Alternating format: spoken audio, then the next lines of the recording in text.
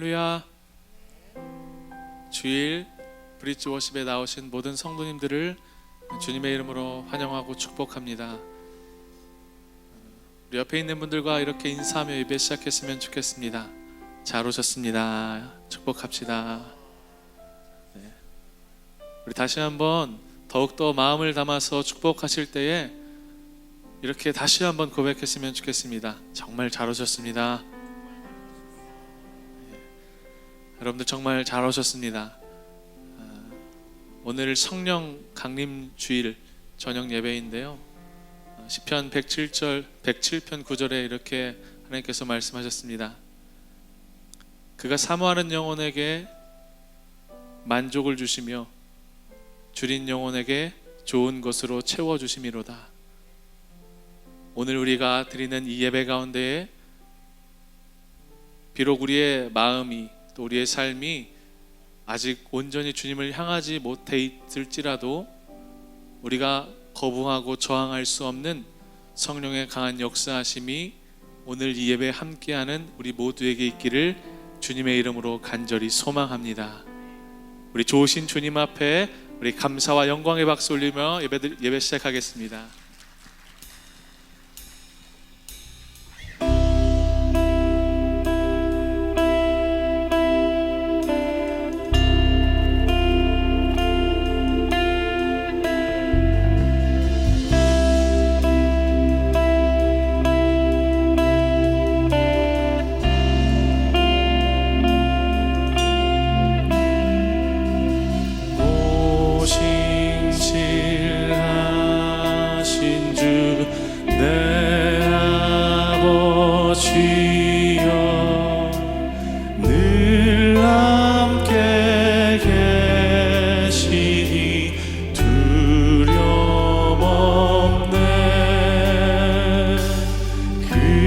사랑 변찮고 날 지키시며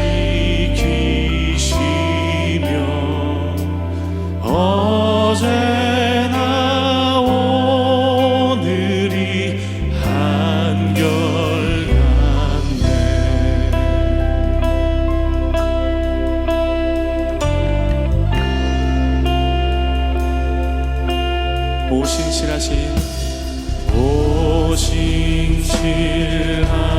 오신실하신 주 내 아버지여 늘 함께 계시니 두려움 없네. 그 사랑 변찮고 날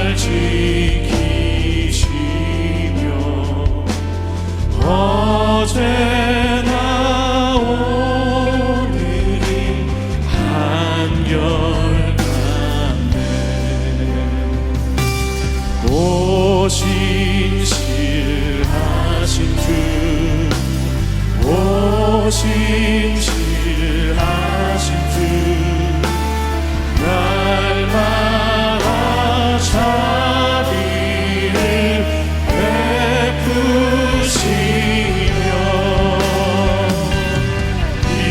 일어날 모든 것 내려주시니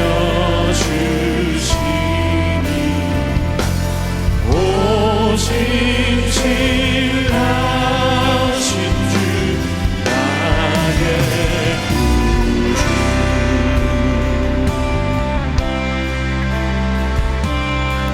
우리의 모든 죄를 사하시는 주님의 이름을 찬양합시다.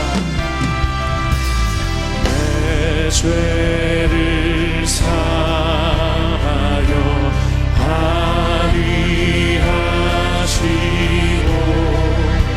주 주님이 오셔서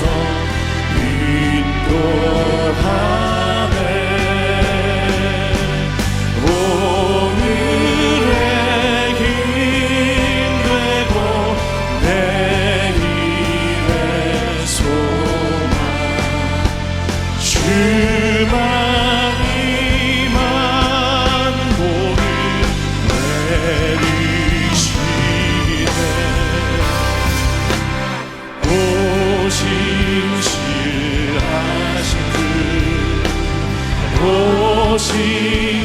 신실하신 주 날마다 자비를 베푸시며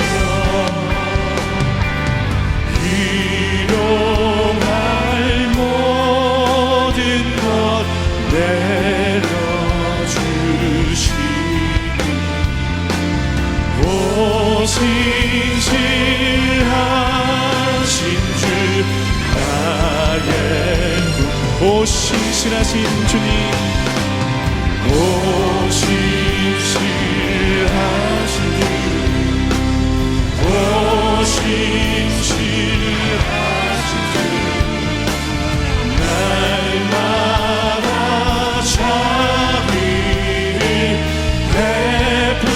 베푸시며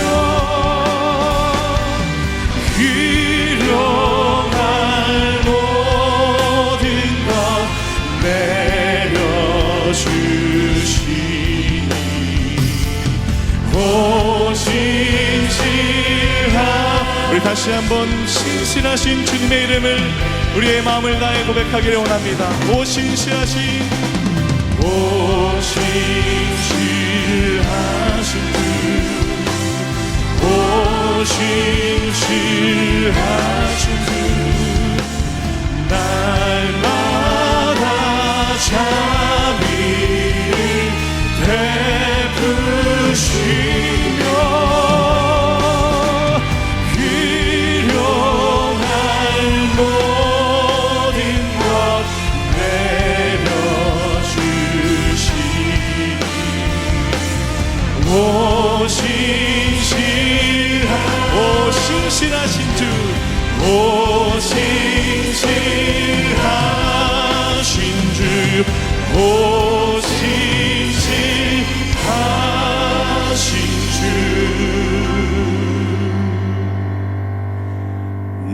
나의 구주 할렐루야. 신실하신 주님 앞에 우리 감사와 영광의 박수 올려드리며 나아갑시다. 우리 다 함께 자리에서 일어나서 주님 앞에 기쁨으로 찬양하며 나아가길 원합니다. 우리의 찬양의 이유 되시며 우리의 삶의 노래 되신 주님 앞에 기쁨으로 고백하며 나아가길 원합니다.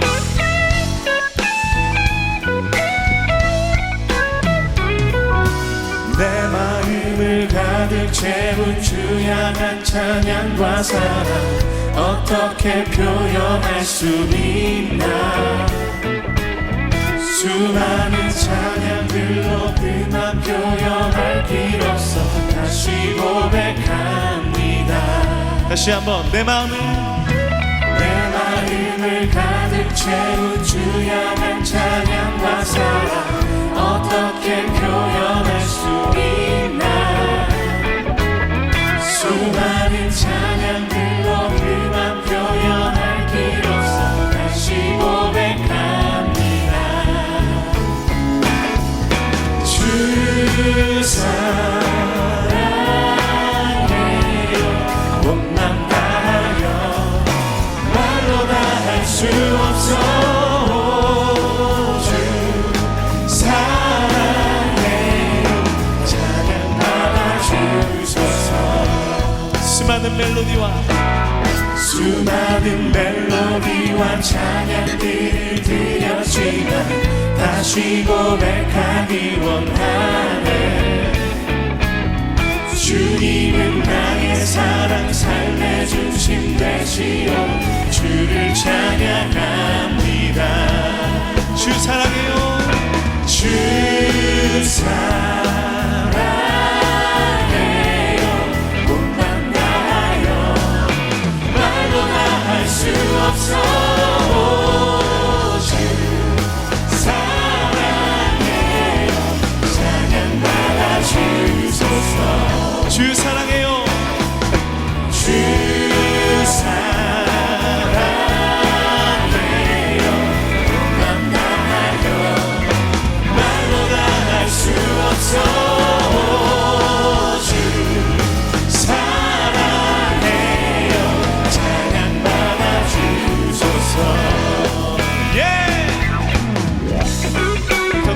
박수로 주님 앞에 기쁨으로 나아가길 원합니다.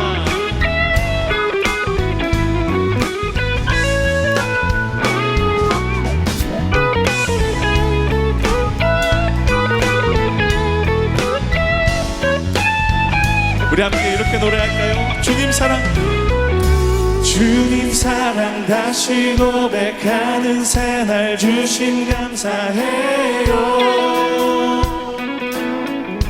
주님 사랑, 주님 사랑 다시 고백하는 찬양 주심 감사해요.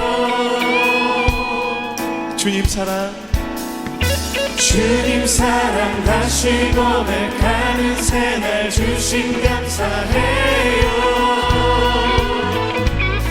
주님 사랑, 주님 사랑 다시 고백하는 찬양 주심 감사해요. 주님 사랑, 주님 사랑 다시 고백하는 새날 주심 감사해요.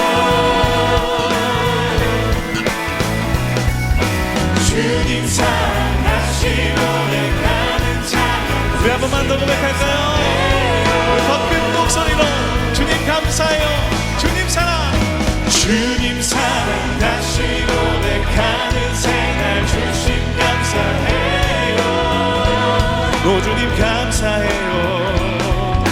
주님 사랑 다시 고백하는 찬양 주심 감사해요. 주 사랑해요. 주 사랑해요. 온 맘 다하여 말로 다 할 수 없어. 주 사랑해요. 찬양 받아 주소서. 그 전심으로 주 사랑해요. 주 사랑해요. 온 맘 다하여 말로 다 할 수 없어. 주 사랑해요. 우리 찬양의 이유 되신 주님께 마지막으로 고백합시다. 주 사랑해요. 주 사랑해요. 온 맘 다하여 말로 다 할 수 없어. 주 사랑해요. 찬양 받아 주소서. 할렐루야. 우리 계속해서 박수하며 나가기 원합니다. 주님과 한 걸음 한 걸음 동행할 때 주님께서 우리와 함께 하시고 우리에게 기쁨을 주시는 줄로 믿습니다.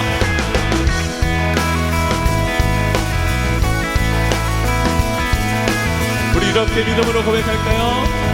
주와 같이 길 가는 것, 주와 같이 길 가는 것 즐거움이 아닌가. 우리 주님 걸어가신 발자취를 밟겠네. 할렐루야. 여러분 정말 그렇게 믿으십니까? 다시 한번 믿음으로 고백합시다. 주와 같이 길 가는 것, 주와 같이 길 가는 것 즐거움이 아닌가. 우리 주님 걸어가신 발자취를 날마다 주님 따라가니 한 걸음씩 또 한 걸음씩 주님 나와 영원히 함께 하시니 기쁨으로 걸어가리. 할렐루야. 주님과 동행하길 원합니다. 우리 3절로 찬양할게요. 꽃이 피는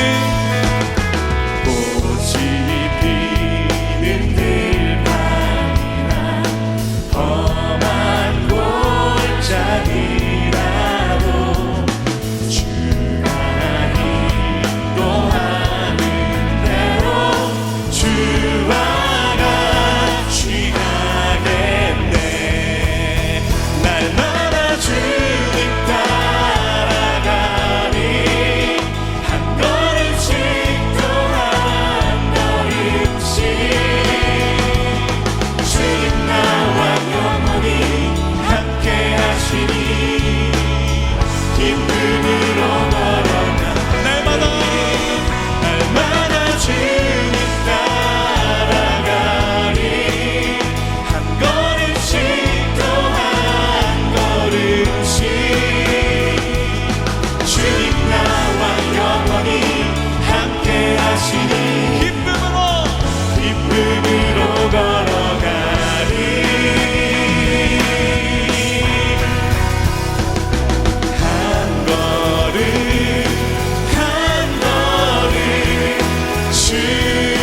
예수와 함께 날마다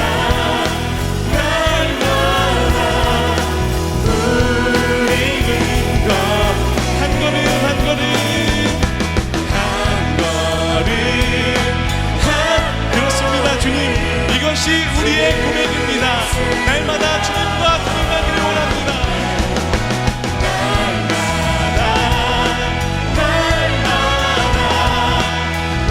우리는 걷겠네. 할렐루야. 주님 감사합니다. 우리의 찬양을 받으신 주님 찬양합니다. 한 걸음 한 걸음 주 예수와 함께 날마다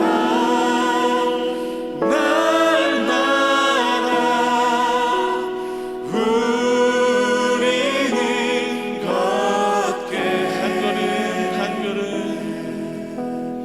한 걸음 한 걸음 주 예수와 함께 날마다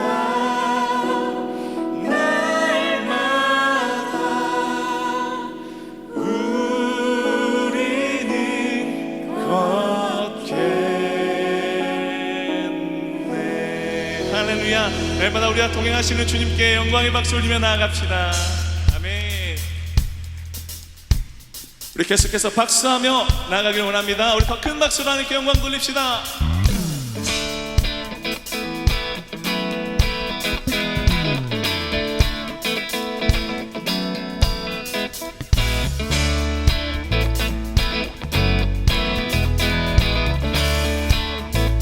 우리 함께 찬양합시다. 오 나의 주님, 내게 생명 주시니 당신은 내게 얼마나 소중한지 날 구원하신 주께 나의 모든 것 드려 날마다 주를 전파하기 원하네. 할렐루야. 다시 한번 고백합시다. 오 나의 주님, 오 나의 주님, 내게 생명 주시니 당신은 내게 얼마나 소중한지 날 구원하신 주께 나의 모든 것 드려 날마다 주를 전파하기 원하네. 날마다 주 위에 살리 날마다 주 나아가리라. 날마다 주 함께 날마다 주 위에 날마다 주 위에 살리 날마다 주 따라가리라. 날마다 주 함께 걸으리.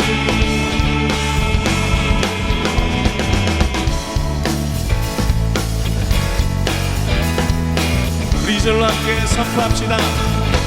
날마다 주님, 날마다 주님 말씀 위에 서기를 주님을 더욱 알기 위해 기도해.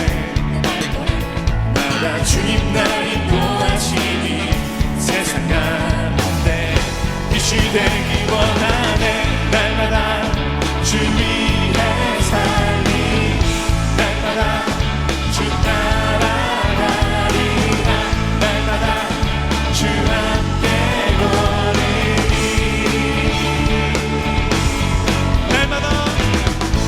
날마다 주 위에 살리 날마다 주 따라가리라.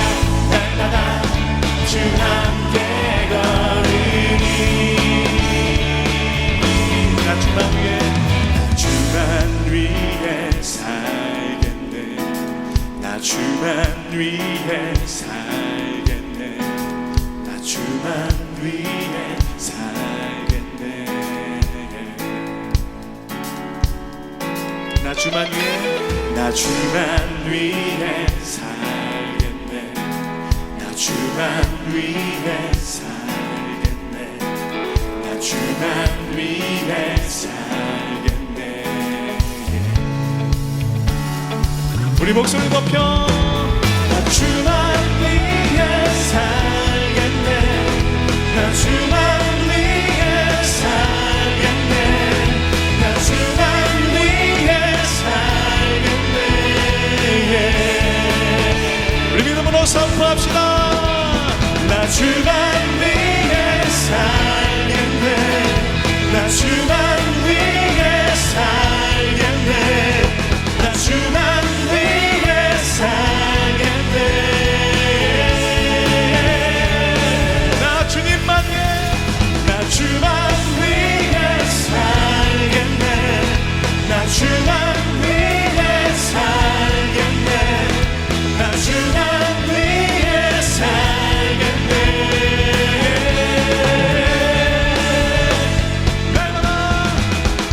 날마다 주 위에 살리 날마다 주 따라가리라 날마다 주 함께 아멘이십니까? 우리 큰 목소리로 둘, 셋, 넷, 와! 날마다 주 위에 살리 날마다 주 따라가리라 날마다 주 함께 걸으니 우리 마지막으로 한 번 더 선포합시다 날마다 주 위에 살리 날마다 주 따라가리라 날마다 주 함께 걸으니 우리 마지막으로 엄마 아빠의 나 주만 위해 살겠네 나 주만 위해 살겠네 나 주만 위해 살겠네 주님만 위해 나 주만 위해 살겠네 나 주만 위해 살겠네 나 주만 위해 살겠네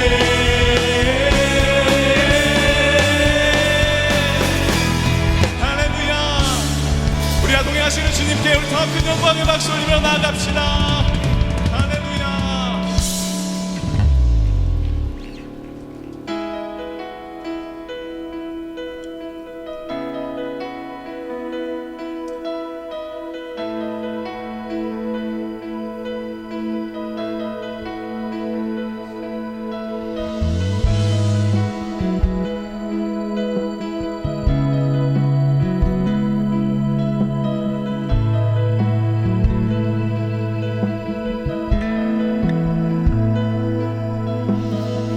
내게로부터 눈을 들어 주를 보기 시작할 때 주의 일을 보겠네 내 작은 마음 돌이키사 하늘에 꿈꾸게 하네 주님을 볼 때 내게로부터 눈을 들어 주를 보기 시작할 때 주의 일을 보겠네 내 작은 마음 돌이키사 하늘에 꿈꾸게 하네 주님을 볼 때 모든 시선을 주님께 드리고 살아계신 하나님을 느낄 때 내 삶은 주의 역사가 되고 하나님이 일하기 시작하네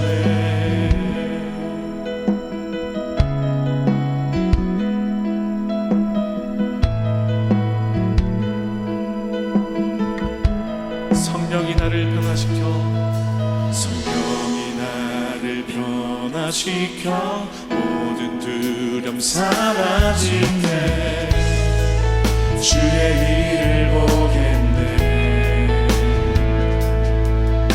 함께한 땅 가운데서 주님만 알게 되리. 주님을 볼 때 모든 시선을 주님께 드리고 전능하신 하나님을 느낄 때 세상은 주의 나라가 되고 하나님이 일하기 시작. 모든 시선을 주님께 모든 시선을 주님께 드리고 전능하신 하나님을 느낄 때 세상은 주의 나라가 되고 하나님이 일하기. 다시 한번 고백합시다. 모든 시선을 주님께 드리고 전능하신 하나님을 느낄 때 세상은 주의 나라가 되고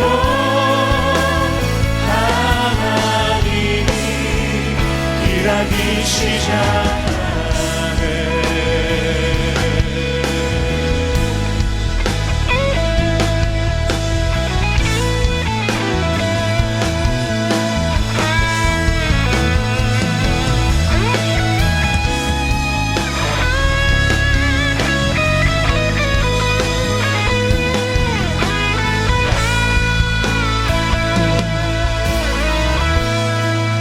주님의 영광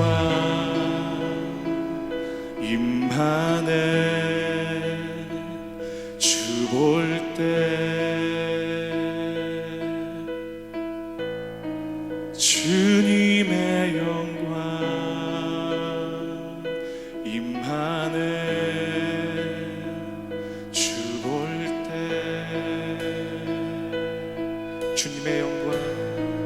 주님의 영광 임하네. 주 볼 때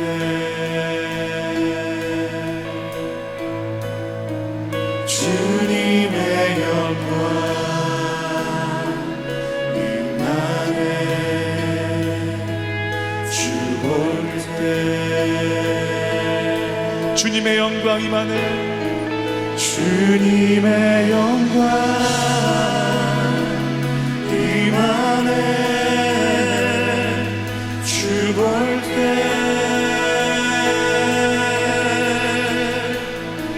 주님의 영광 임하네. 주 볼 때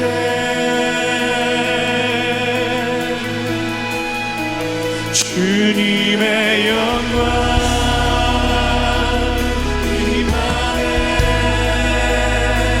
주 볼 때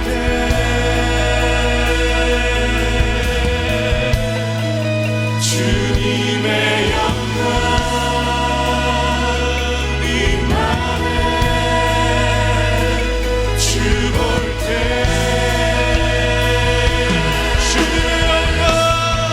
주님의 영광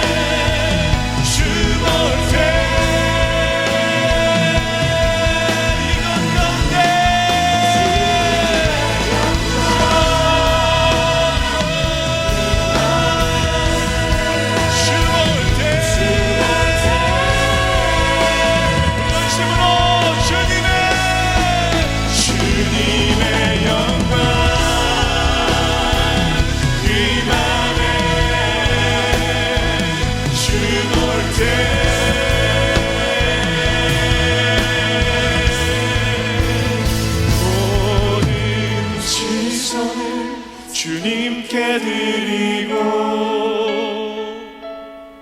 살아계신 하나님을 느낄 때 내 삶은 주의 역사가 되고 하나님. 우리 마지막으로 주님 앞에 고백하기를 원합니다. 모든 시선을 주님께 드리고 전능하신 하나님을 느낄 때 세상은 주의 나라가 되고. 우리 함께 이 시간 두 손 높이 들고 우리의 시선을 주님 앞에 드리길 원합니다. 주님을 의지합니다. 우리 가운데 역사하여 주시옵소서. 이 기도 제목 가지고 기도하며 나가도록 하겠습니다. 주님의 이름 한번 부르짖습니다. 주여.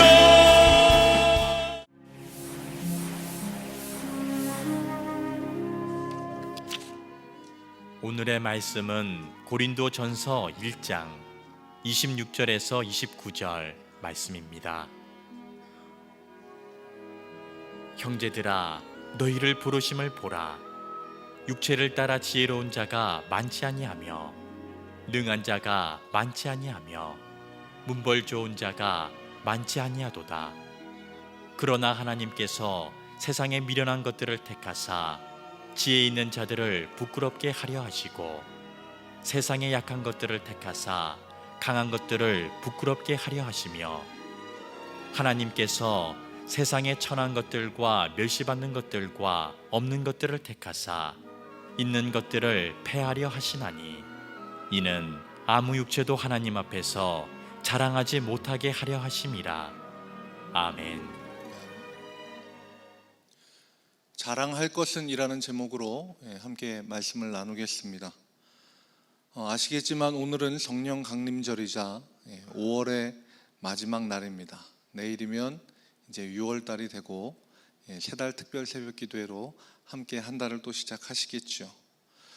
우리는 시간의 흐름을 잊고 살다가 문득 시간의 어느 한 점에 서서야 그제서야 우리가 돌아온 시간들을 바라보고 시간의 속도를 체감하게 됩니다. 하루나 한 주, 한 달 이런 시간의 마디가 있는 것은 그 마디가 있기에 우리가 시작이나 끝 지점에 잠깐 멈춰서서 삶을 바라볼 수 있는 여유가 있는 것 같습니다. 모든 것이 불공평한 세상에서 가장 공평한 것은 시간이라고 사람들은 이야기합니다. 사람들은 세상이 공평하지 않다고 이야기합니다.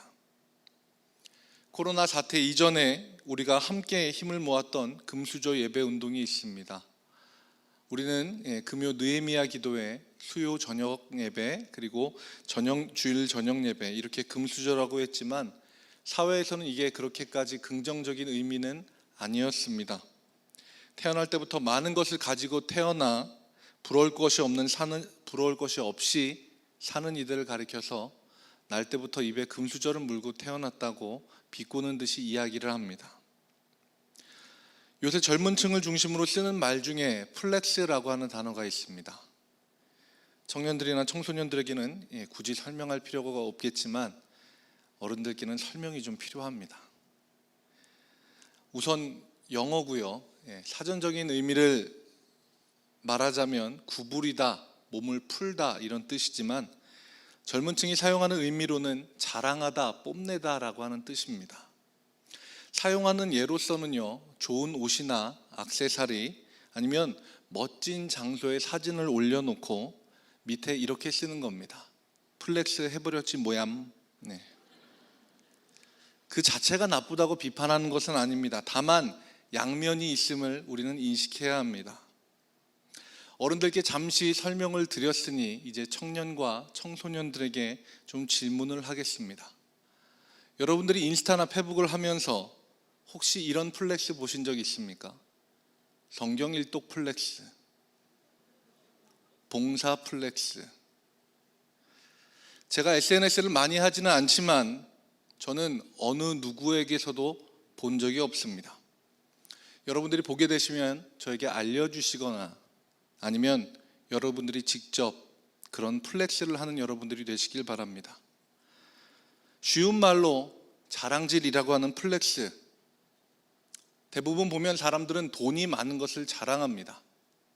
쉽게 살 수 없는 고가의 옷이나 사람들이 명품이라고 하는 것들, 혹은 어떤 사람들은 많은 현금을 늘어놓고 자랑을 하거나 귀금속을 사람들에게 보여주기도 합니다. 그리고 많은 이들이 그것을 보고 부러워하기를 원하고, 또 실제로 많은 사람들이 그것을 보고 긍정적인 의미로 좋아요, 그리고 하트 이런 것들을 누릅니다. 많은 사람들이 기회를 만들어서라도 자기도 무언가 하나 플렉스하고 싶어 합니다. 2020년 1월에 나온 설문조사 결과가 있습니다. 10대 학생들 중에서 명품을 구매한 적이 있다라고 답한 학생이 56.4%입니다. 구매하는 이유는 관심이 생겨서 유명인들이 사용하는 것을 보고, 혹은 SNS에서 사람들이 플렉스하는 것을 보고. 명품 소비가 무조건 잘못되었다는 것이 아닙니다. 사람들이 자랑을 하는 것이, 그 기준이 너무 돈과 재화로 획일화되어 있어서 마치 무엇을 꼭 가져야만, 내가 소유해야만 행복한 것처럼 되어버린 이 세상이 조금 안타깝습니다. 소유가 행복의 기준이 되고 가진 자와 가지지 못한 자로 구분지어지는 세상에서는 그 누구도 절대 행복할 수 없습니다.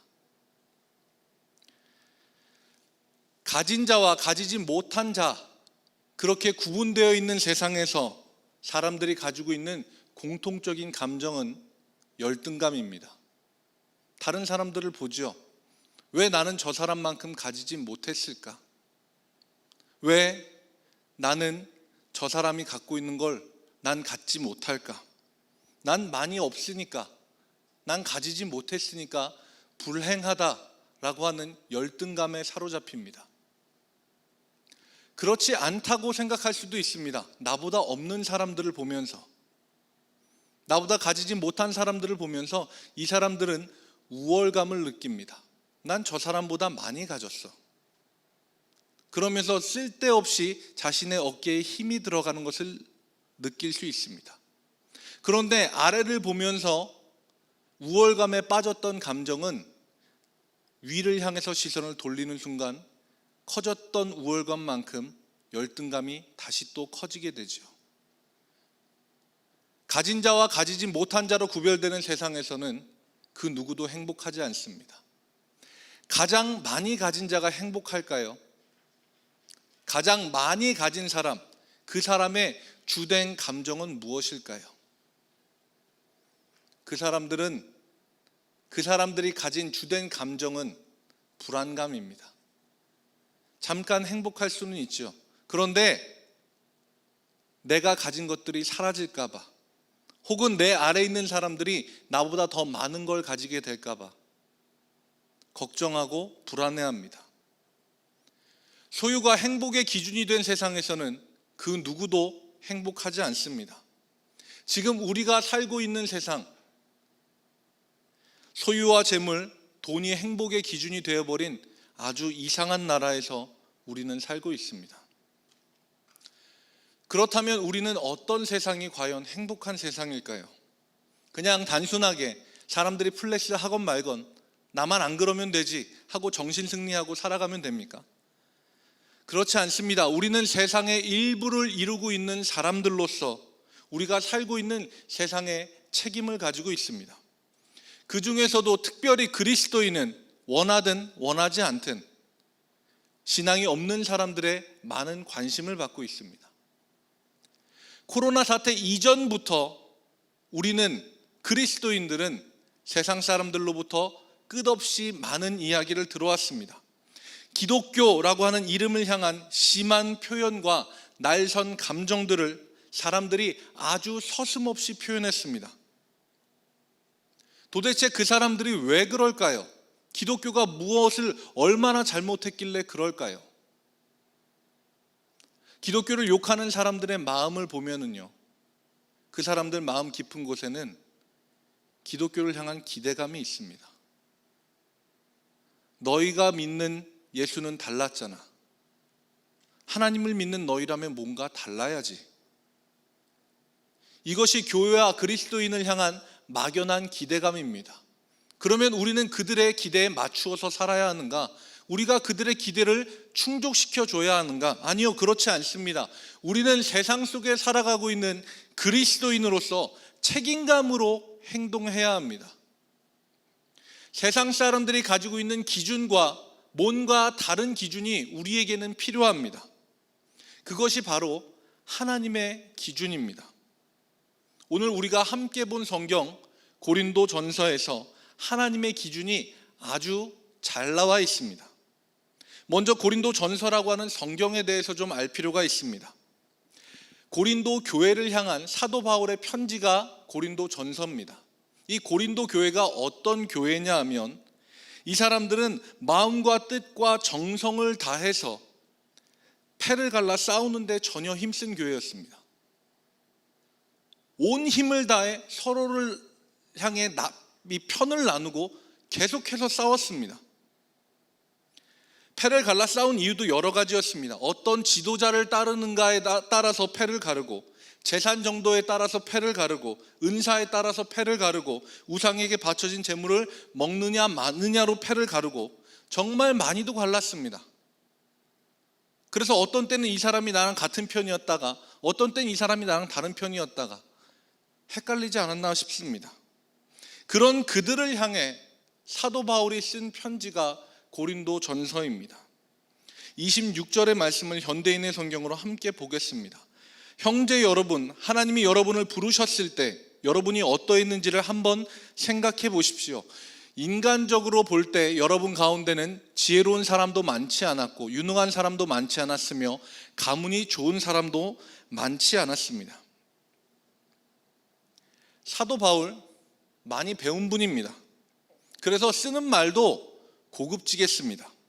형제 여러분, 여러분이 어떠했는지 한번 생각해 보십시오. 막말로 하면 옛날에 너희가 어땠는지 생각 안 나?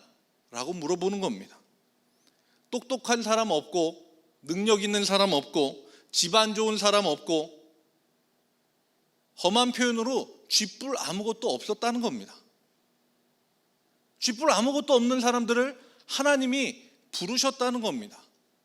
그런데 이 사람들은 자기네가 무언가 있는 것처럼 서로 패를 가르고 기준을 세워서 네 편 내 편을 나누고 싸우고 있는 겁니다. 쥐뿔도 없는 그 사람들을 하나님이 부르신 이유가 있습니다. 27절과 28절의 말씀 현대인의 성경으로 볼 텐데 일부만 잠깐 보겠습니다.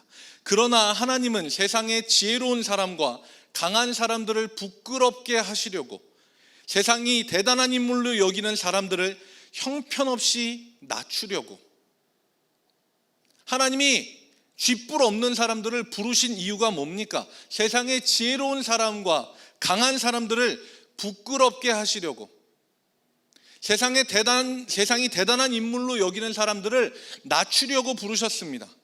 여기에서 공통된 단어가 있습니다. 세상이, 세상의 라고 하는 겁니다. 세상이 제시하는 기준과 하나님이 제시하는 기준이 다르다는 겁니다. 세상의 기준으로 보면 지혜로운 사람, 강한 사람, 대단한 인물 많습니다. 그러나 그 사람들을 하나님의 기준으로 보면 아무것도 아니라는 것을 드러내려고 아무것도 없는 이들을 오히려 부르셨습니다. 성경에서 하나님의 손에 붙들려서 일했던 인물들을 쭉 살펴보면 아주 일관된 하나님의 기준을 명확하게 볼 수 있습니다. 구약 성경에서 가장 상징적인 인물을 꼽자면 이스라엘 백성을 해방시키고 약속의 땅으로 이끈 모세를 볼 수 있을 겁니다. 하나님이 모세를 선택하신 이유가 뭘까요? 어떤 사람들은 그렇게 이야기하기도 합니다. 모세가 왕궁의 교육을 받았기 때문에 준비된 지도자로서 충분히 사람들을 이끌 수 있었다. 네, 어느 정도 도움이 되었겠죠. 왕궁에서 다양한 지식들을 접했을 거고 그리고 그 지식들이 실제로 백성들을 이끄는데 도움이 됐을 겁니다. 그런데 그게 결정적인 이유가 아닙니다. 지식 때문에 하나님이 불렀다라고 하면 하나님이 모세를 부르신 나이가 좀 걸립니다. 그의 나이 80세에 하나님이 부르셨습니다. 왕궁에서 좋은 교육을 받아서 그 교육받은 걸 써먹기 위해서 불렀다라고 하면 교육의 과정이 마치고 머리가 쌩쌩할 때 하나님이 탁 부르셨겠죠. 그런데 하나님이 그를 부르셨을 때 나이 80, 살인을 저지르고 처벌받기 두려워서 먼 이방 땅으로 도망가서 숨어 지냈던, 그래서 이집트에서 아예 그 사람을 찾기도 포기했었고 그곳에서 양치기의 세월로 40년을 보냈을 때, 그때 하나님이 그를 부르셨습니다. 예전에 왕궁에서 뭘 배웠는지 기억도 안 날 거고, 양치기를 오래 살아서 양치기 소년이면 거짓말이라도 잘할 텐데 이분은 연세가 드셔서 말도 잘 못합니다. 하나님이 모세를 부르셨을 때 모세가 자기 입으로 이렇게 이야기합니다. 저는 원래 말을 잘 못합니다. 입이 뻣뻣하고 혀가 둔합니다. 이런 사람 어디에 있습니까?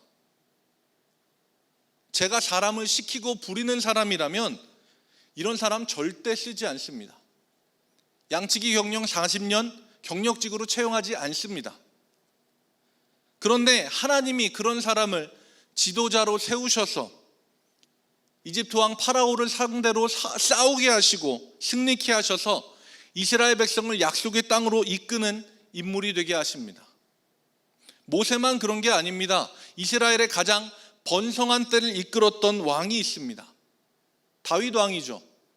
시편도 많이 남긴 인물이고 구약 성경을 이야기할 때 빼놓을 수 없는 인물입니다. 그가 왕으로 기름 부음을 받을 때 모습을 생각해 보면 하나님의 기준이 또 드러납니다. 사무엘 선지자가 하나님의 음성을 듣고 이새라고 하는 다윗의 아버지 집으로 갑니다. 가기 전에 연락을 해놓지요. 그곳에 가서 예배를 드릴 테니 당신의 아들들을 데리고 같이 예배를 참여하시죠. 예배를 핑계 삼아 아들들 중에서 왕이 될 상을 보려고 하는 것이죠. 그런데 그 아버지 이새는 막내 아들 다윗을 아들들의 무리 중에서 빼놓습니다. 이유가 뭐겠습니까? 어른들 예배 드리니까 애들은 나가서 허드렛 일, 양치는 일이나 해. 그런데 하나님은 형들 7을 다 제치고 막내 아들 다윗을 선택하십니다. 예수님의 제자들 대부분 어부 출신입니다. 제대로 된 교육을 받지 못했습니다. 제가 어부라고 하는 직업을 폄하해서 이야기하는 게 아니라 성경에 나와 있습니다. 사도행전 14장 13절 말씀을 보면 그들이 베드로와 요한이 담대하게 말함을 보고 그들이 본래 학문 없는 범인으로 알았다가 이상히 여기며 라고 이야기합니다. 배우지 못한 아주 평범한 사람으로 봤고 그래서 그들을 마음속에서 무시하고 있었다라고 합니다. 성경의 곳곳에서 하나님의 기준은 아주 명확하게 드러납니다. 그리고 오늘 본 고린도 전서 말씀에서 그 기준들을 아주 정확하게 기록해놨습니다. 27절과 28절 발췌해서 좀 보겠습니다. 세상에 미련한 것들, 세상에 악한 것들, 세상에 천한 것들, 멸시받는 것들, 없는 것들. 지코의 요즘 것들이라고 하는 노래가 생각이 나는데 여기서도 공통적으로 세상의라고 하는 단어가 들어갑니다. 세상의 기준으로 보기에는 미련하고 약하고 천하고 멸시받고 없는 이들, 이게 하나님의 기준입니다. 이상합니다. 아주 이상하게 느껴집니다. 이런 마음을 성경도 잘 알고 있습니다. 마태복음 21장 42절에 이야기합니다. 성경의 건축자들이 버린 돌이 모퉁이의 머릿돌이 되었나니 이것은 주로 말미암아 된 것이요 우리 눈에 기이하도다. 사람 보는 눈이 다 똑같습니다. 이스라엘 사람들이 봐도 이거 이상해요. 기이해요. 우리가 봐도 이상합니다. 이거 기준이 뭔가 잘못된 것 같아요. 그런데 사람들이 보기에 참 이상한 이 기준을 하나님이 굳이 기준으로 세우신 이유가 있습니다. 오늘 우리가 함께 본 29절의 말씀입니다.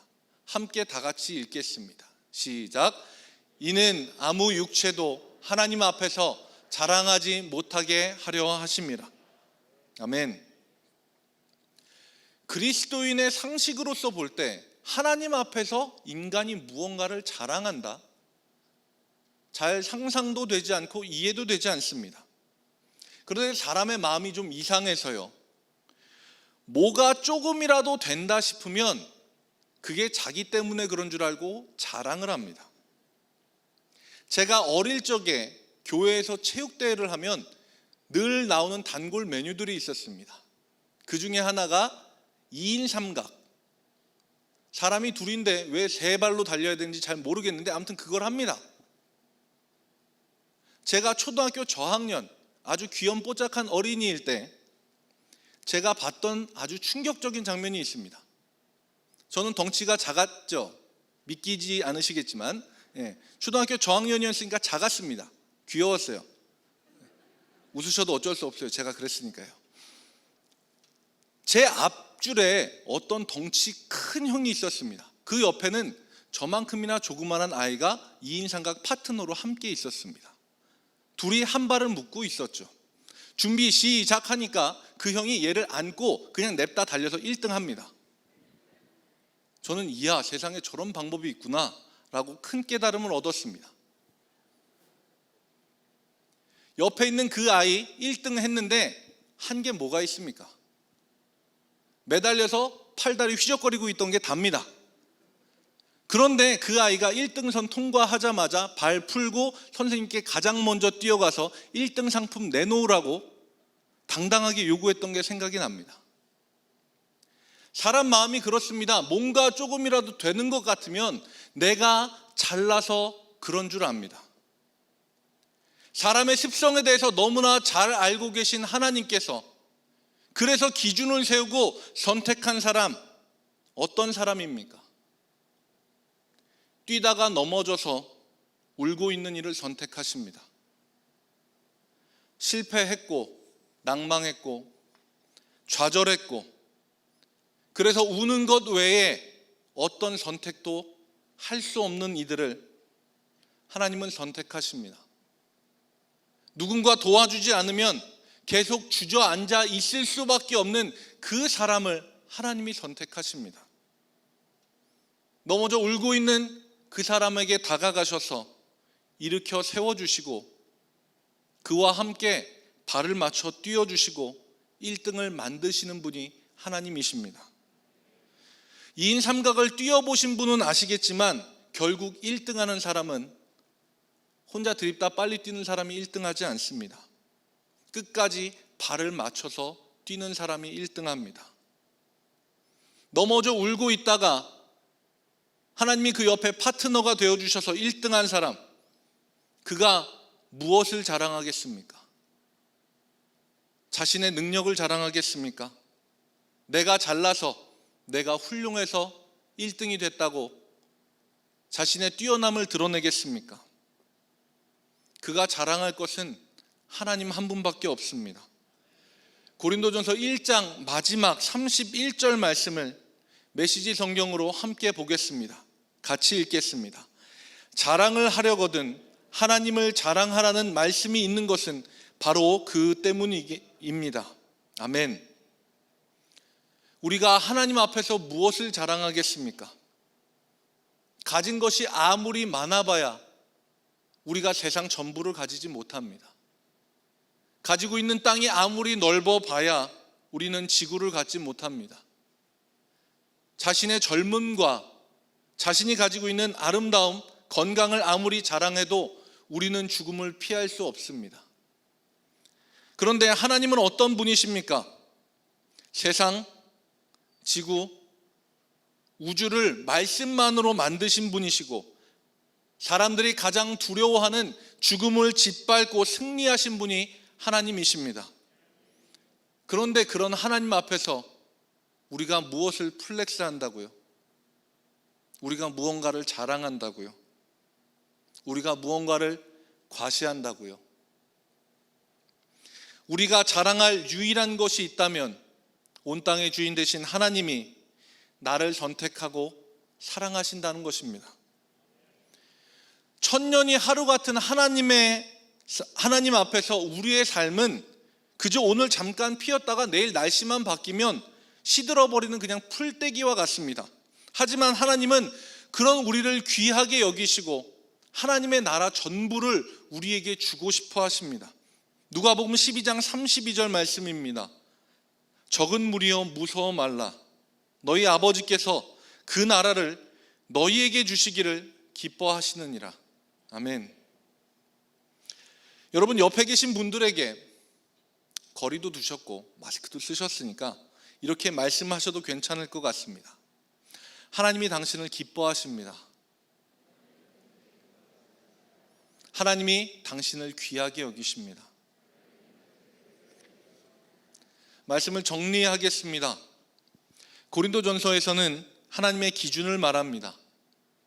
하나님이 선택하시고 부르신 사람들은 똑똑하고 잘나고 능력이 많은 이들이 아닙니다. 오히려 세상의 기준으로 미련하고 약하고 천하고 멸시받고 없는 이들을 부르셨습니다. 세상의 기준에 못 미치는 이들을 위해 그들을 선택하셔서 세상의 기준으로 지혜롭고 강하고 대단한 이들을 부끄럽게 하십니다. 하나님은 혼자 잘나서 뛰어가는 사람이 아니라 하나님과 함께 발 맞추어 달려갈 수 있는 일을 귀하게 여기시는 분입니다.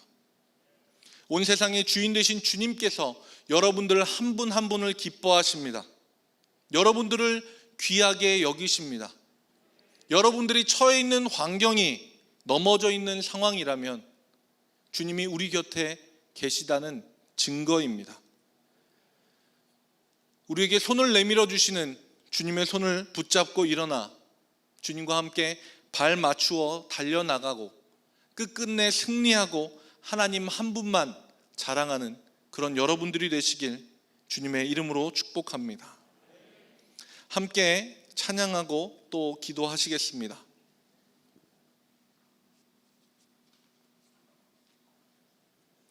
온 땅의 주인이라는 찬양을 우리 함께 부르도록 하겠습니다.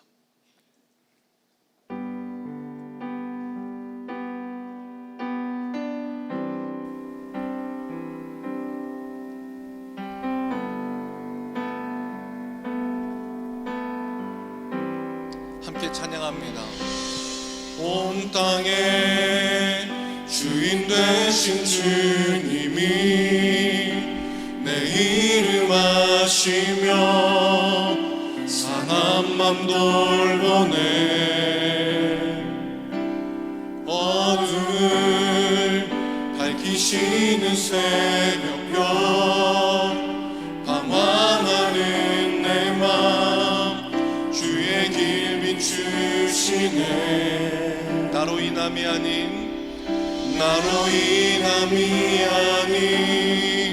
주가 행하신 일로 나의 행함이 아닌 오직 주로 인하여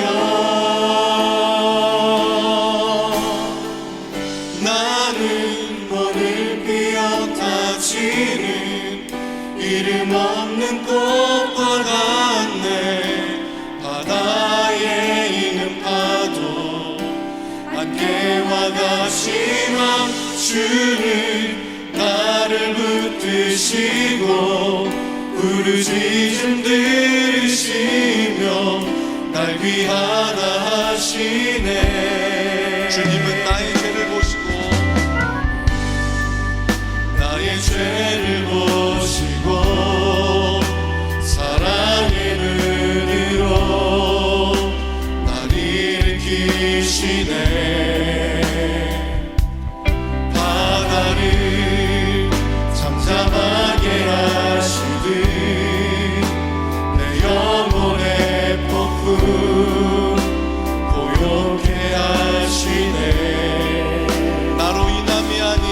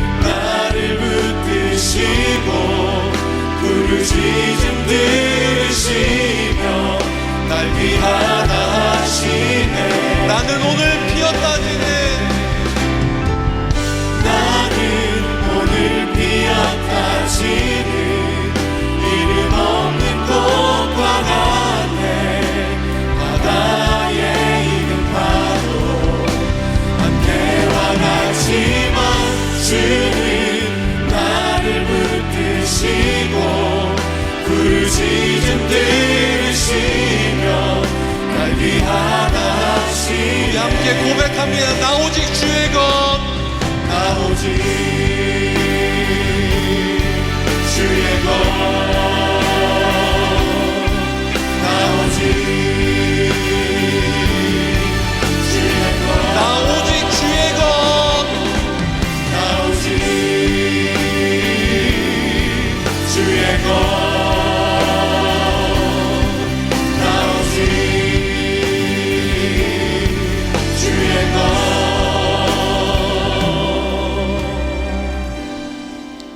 이 시간 잠시 목소리를 내서 함께 기도하겠습니다.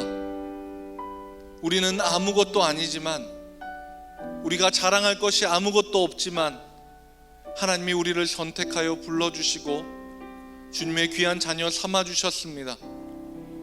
우리는 세상과 다른 기준으로 살아가길 원합니다. 하나님의 기준으로 살아가고 하나님 한 분만을 자랑하며 살아가는 우리가 되게 하여 주옵소서. 우리의 마음에 결심을 담아 우리 주님의 이름 한번 부르고 함께 기도하시겠습니다. 주여! 하나님, 우리는 주님 앞에서 아무것도 아닙니다. 하나님, 우리가 주님 앞에 자랑할 것이 아무것도 없습니다.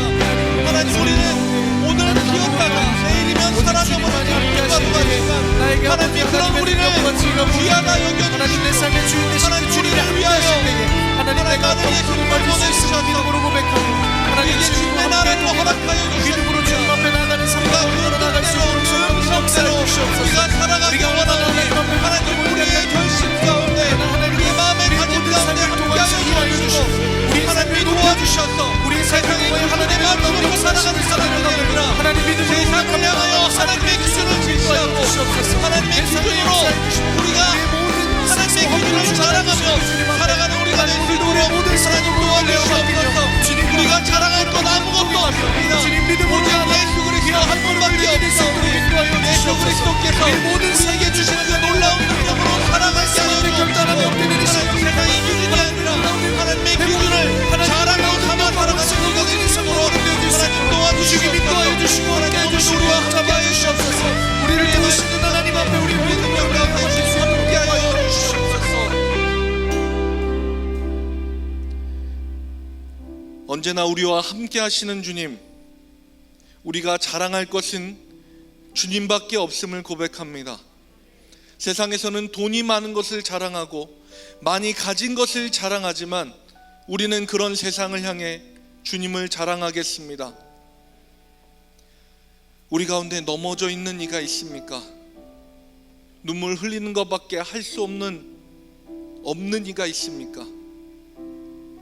기도조차 나오지 않아 가슴만 치는 이가 있습니까? 실패한 모세에게, 무시당한 다윗에게, 대접받지 못한 제자들에게 찾아가 주신 주님께서 우리를 만나 주시고 손잡아 일으켜 주시고 주님과 함께 발 맞추어 뛰고 승리하게 하여 주옵소서. 주님만이 우리의 유일한 자랑이 되어 주시고 세상을 향하여 주님의 살아계심을 증거하는 우리의 삶이 되게 하여 주시옵소서. 이제는 우리 주 예수 그리스도의 은혜와 하나님의 한이 없는 사랑하심과 성령님의 인도하심과 동행하심이 주님의 손잡고 승리하며 주님만 자랑하기 원하는 이곳에 모인 성도들과 함께하고 싶으나 상황과 여건의 어려움으로 온라인으로 함께 예배하는 모든 성도들의 삶 위에, 그들의 가정과 삶의 여건과 만나는 모든 이들 위해 이제로부터 영원까지 함께 계시길 간절히 축원하옵나이다. 아멘.